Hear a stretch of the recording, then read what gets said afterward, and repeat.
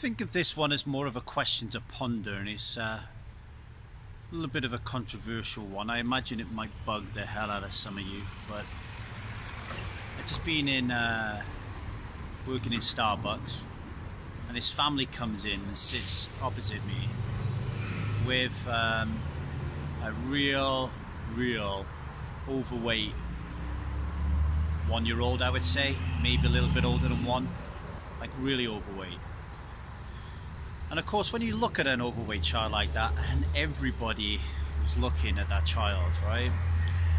Your initial thought straight away is, what the fuck have their parents done to that kid, right? But then you need to think to yourself, after that initial reaction wears off, that there could be something wrong with the kid. You know, you get children, don't you, that they can't stop eating, that there's actually something biologically or genetically wrong with them, yeah? I mean, you don't know that. But I did get a good look at what they were feeding this 1-year-old, and it was shit that I would not be putting in my body. It was all the sugary, crappy shit that Starbucks fucking delivers on a plate for you. His dad was shoveling down his kid's throat, 1-year-old, little podgy 1-year-old. And to be fair, like his parents didn't look that overweight. Normally when you see a podgy 1-year-old, you see two really overweight parents, and no, they weren't stick thin, they weren't very fat, but they weren't like, you know, it didn't look like the picture that I'm used to painting in my mind. But I did start thinking to myself, like, this poor kid, like, how difficult is its life gonna be growing up being so overweight? Not just like from a health conscious point of view, but from the point of view that he is likely to be, or she is likely to be, picked on for the large majority of their school life, if not full life, right? Because that's what kids do. They pick on fat people, they pick on people who are different, they pick on people who are racially different, you know, people who are weak.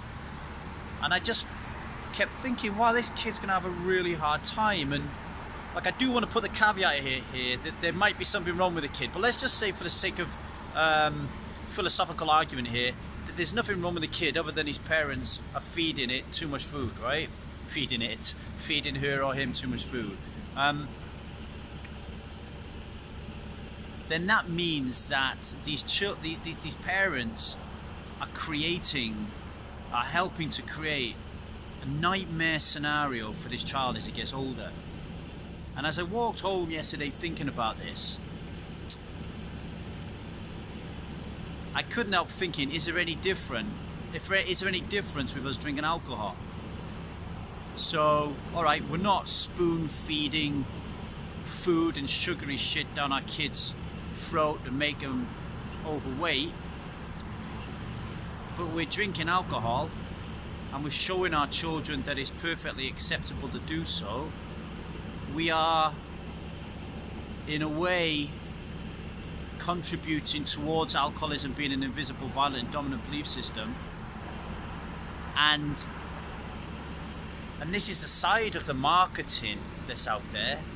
Like, a 1-year-old doesn't get influenced by marketing, a 2-year-old doesn't get influenced by marketing. Well, maybe that's not true. Slightly. Like, if you're reading books every day, and in those books you're talking about sugar and spice and all things nice, and boys are made of, well, puppy dogs' tails and pieces of frogs or whatever. Yeah, slightly. But invariably, our blueprint, the personality that we eventually curate is curated by our parents, right? So on one hand, you have a kid whose parents are making the wrong decisions by feeding a child terrible food that makes them completely overweight and unhealthy. And then on another hand, you've got a parent who drinks alcohol, which is subconsciously telling their child that it's okay to do so, and then invariably they end up being like me or like you. that somewhere down the line they've lost complete fucking control of it all, and now they're in trouble. Now they're reaching out to strive the truth about alcohol and Alcoholics Anonymous because they don't know how to stop. Now it might be a far reach to blame our parents for the predicaments we're in at the age of 40, 50, 60. But how different would it have been had we grown up with parents who didn't drink alcohol? And I know there'll be a lot of you who think to yourself, well, my parents didn't really drink that much alcohol. And therefore, if that's true, then this hypothetical that I'm putting out there means nothing to you. But for me, I'm pretty sure and pretty solid that the reason I started smoking and drinking alcohol had a lot to do with my parents and the fact that I was immersed in it. And right now, although you may think it's a stretch, I'm struggling to see how much difference there is between that influence and the spoon of cake being shoveled down my neck. Anyway, I just thought I would air that. Interested in your views on it? Send me an email at truthaboutalcohol@gmail.com. Am I reaching a bit too far here? Am I going a bit over the top? Is there no correlation whatsoever between these parents spoon feeding this kid shit and our parents drinking alcohol? Like the psychological influence versus the physical influence? Let me know what you think. My name is Lee Davey. I'm not an alcoholic. I refuse to be anonymous. I am someone that doesn't drink alcohol, and I spend every waking moment of my life helping other people do the same. Thanks for listening.